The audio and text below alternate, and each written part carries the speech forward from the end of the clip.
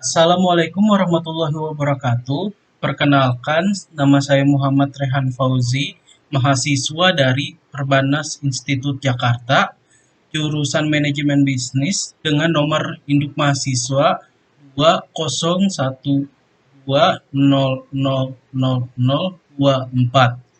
Sebelumnya, saya ingin berterima kasih kepada dosen pengajar manajemen sumber daya manusia, yaitu Dr.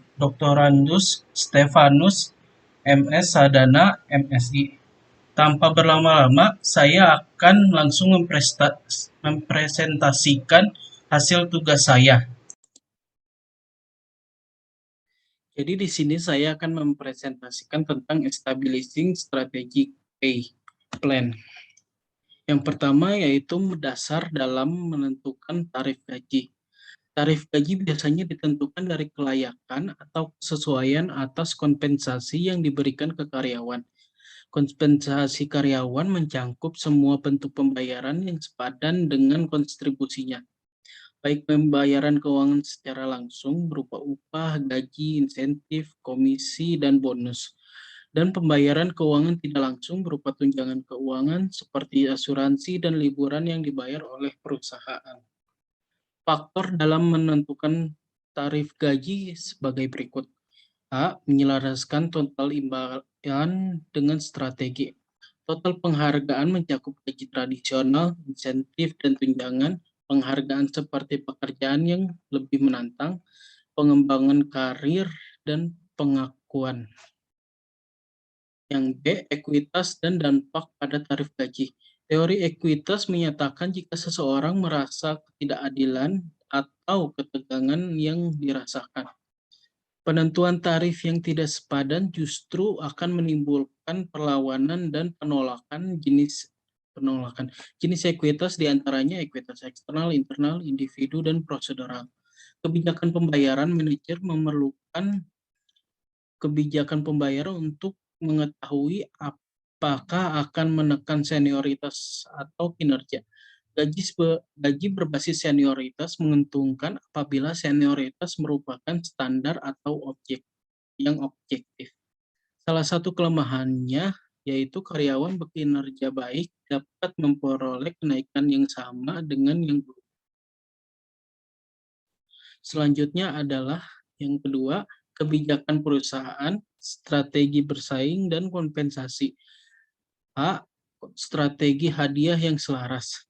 Tugas dasar manajer adalah menciptakan sekumpulan hadiah khusus ditujukan untuk memunculkan perilaku karyawan yang dibutuhkan perusahaan untuk mendukung dan mencapai strategi kompetitifnya. B. Manajer sumber daya manusia akan menulis kebijakan bersama dengan manajemen puncak. Selanjutnya, bentuk ekuitas.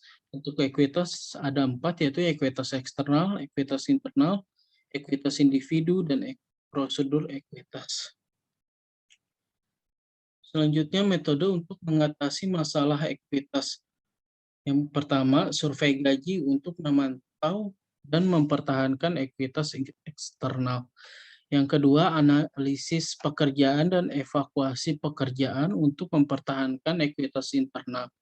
Yang ketiga, penilaian kinerja dan pembayaran insentif untuk mempertahankan ekuitas individu.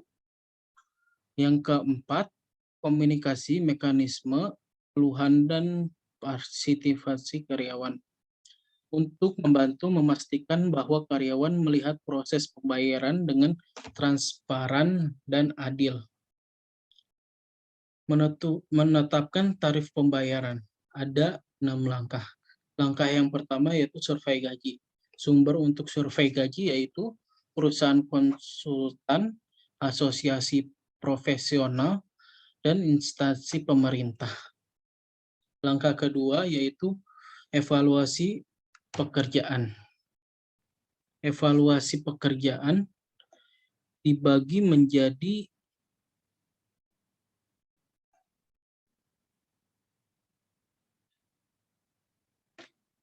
empat, yaitu berdasarkan peringkat atau ranking method, berdasarkan klasifikasi pekerjaan atau job classification, berdasarkan poin atau point method, berdasarkan perbandingan faktor atau faktor comparison. Langkah yang ketiga, mengelompokkan pekerjaan yang sama ke dalam nilai gaji. Terdapat 3 metode, yaitu metode poin, peringkat, dan klasifikasi. Yang keempat, harga setiap nilai pembayaran. Ada 2 poin, yaitu poin pertama, menunjukkan tingkat gaji yang dibayarkan untuk pekerjaan di setiap nilai gaji relatif terhadap poin atau peringkat yang ditugaskan untuk setiap pekerjaan atau dengan evaluasi pekerjaan. Poin yang kedua, menunjukkan hubungan antara nilai metode evaluasi pekerjaan dan tingkat pembayaran. Langkah yang kelima atau yang terakhir adalah denda. Ada 2 poin, yaitu mengembangkan rentang pembayaran dan mengoreksi tarif gaji. Sekian dari saya, Muhammad Rehan Fauzi. Terima kasih.